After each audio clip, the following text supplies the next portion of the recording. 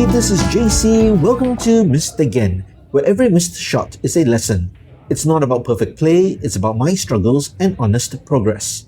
Today we're going to look at when and how to use stop, stun, and drag shots for precise cue ball positioning after taking a shot. Specifically, the shots are meant to hold the position of the cue ball for the next object ball. The reason I made this video is while there are a lot of videos that focus on the technique of all these shots, what is missing for beginners and advanced beginners is knowing when to use different shots for different situations. The first thing you need to know is how to recognize when you can hold the cue ball position after a shot. To some players, this might be intuitive, but I'm sure there are many who struggle with this. While it does take experience, one clear indicator is whether the cue ball is straight on or almost straight with the object ball, or whether there's a slight angle to the object ball it is pocketing. For example, a full ball to three-quarter ball hit is good for stopping the cue ball at or very near the contact point. If it is a thin cut, it is very difficult to stop or hold the cue ball after the shot. This is where the cushion can come in handy to hold the position of the cue ball. With the premise and foundation laid out, let's get started. First up is the stop shot.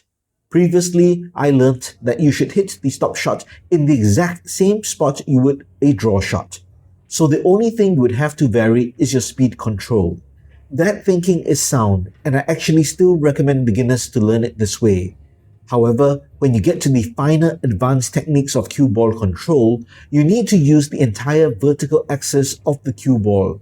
To hit the stop shot, you need the right stroke speed and hit the cue ball below center.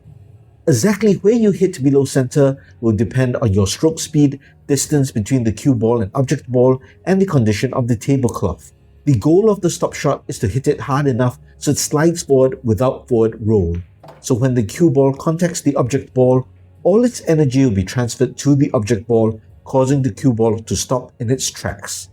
This allows you to hold the position of the cue ball for the next object ball.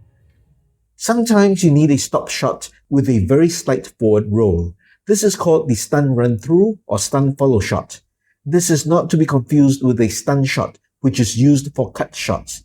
In this case, the 9 ball needs to be pocketed, and due to the surrounding balls, you can't do a stop, draw or follow shot. The only option is the stun follow through. Shoot like you would a stop shot, but hit just slightly below center. Again, the exact position will vary by millimeters for each player. No two people will shoot the exact same point. If executed correctly, the cue ball will stop and just rotate forward very slightly. Check out a series of excellent videos by Hereafter Billets on the stun run through, linked above and in the description. The opposite of the stun run through is the stun draw or stun screw back. This is where you need a stop shot that ends with a very slight backward roll. In this layout, a stop shot or any type of follow shot will not work because of the position of the surrounding balls. A full draw shot will also cause the cue ball to be blocked by other balls. This is where the stun draw is needed.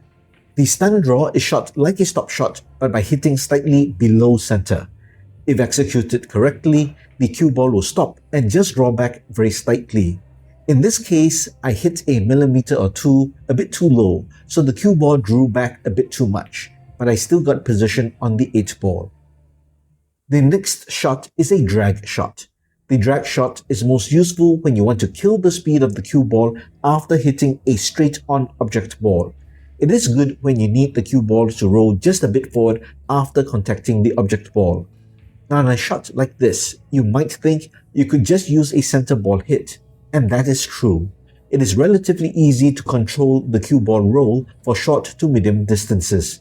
However, for long shots, controlling the forward roll of the center ball hit may not be as easy, especially if the tablecloth is fast or new.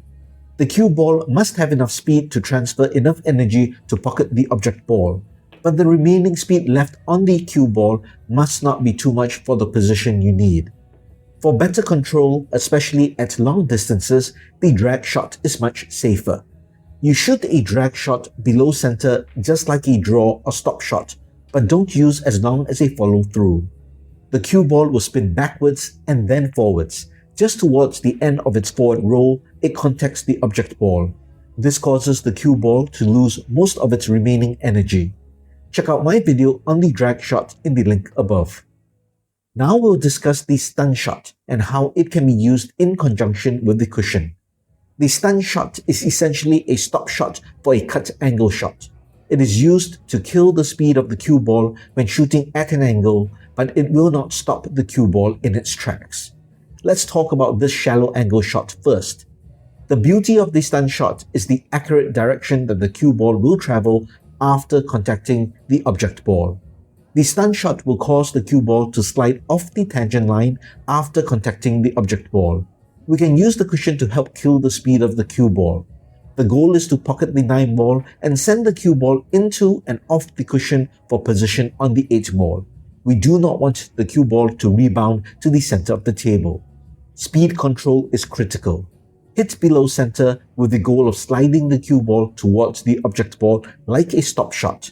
The cue ball will then lose speed and go off the tangent line into the cushion. I pocketed the 9 ball, but the cue ball came off the cushion just a bit too far out. But this is a fairly routine cut shot on the 8 ball. In the previous shot, we were cutting to the left into the cushion. What if the cue ball was on the other side? The dynamics are completely different and you will not be able to hold the cue ball in the same way as the previous example.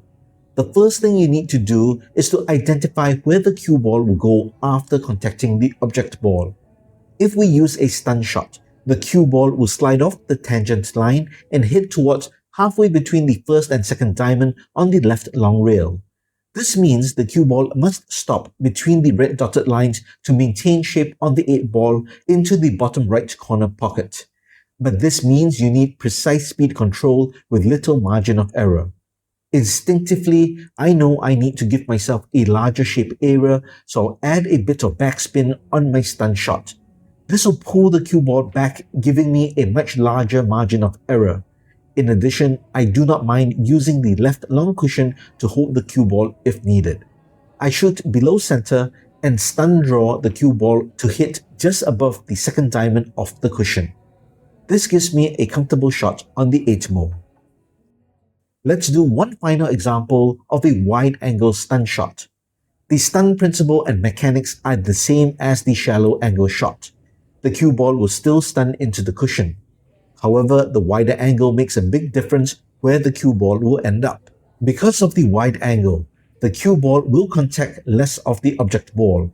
Therefore, it will lose less energy. So even if the same stroke speed is used as the shallow angle shot, the cue ball will hit the cushion harder and travel further. At this short distance, it will be very difficult to hold the cue ball near the right long rail as we did in the shallow angle shot. So we will deliberately go 2 rails. I'm going to shoot with about the same speed as the shallow angle stun shot, but maybe just a tiny bit harder.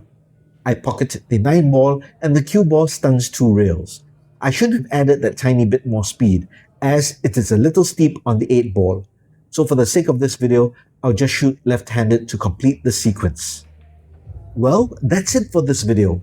I hope it was a useful reminder of the different shots you can use to stop, stun, or drag the cue ball for position on the next object ball. Do you know of any other shots that can be used to hold the cue ball for precise position? Do let me know in the comments below. If you liked this video, please give it a thumbs up. And if you like the content in general, please subscribe to the channel and hit that notification bell. And be sure to check out my merch store at mryenpool.com. Every miss makes us better, so let's grow together. My name is JC. Try not to miss again.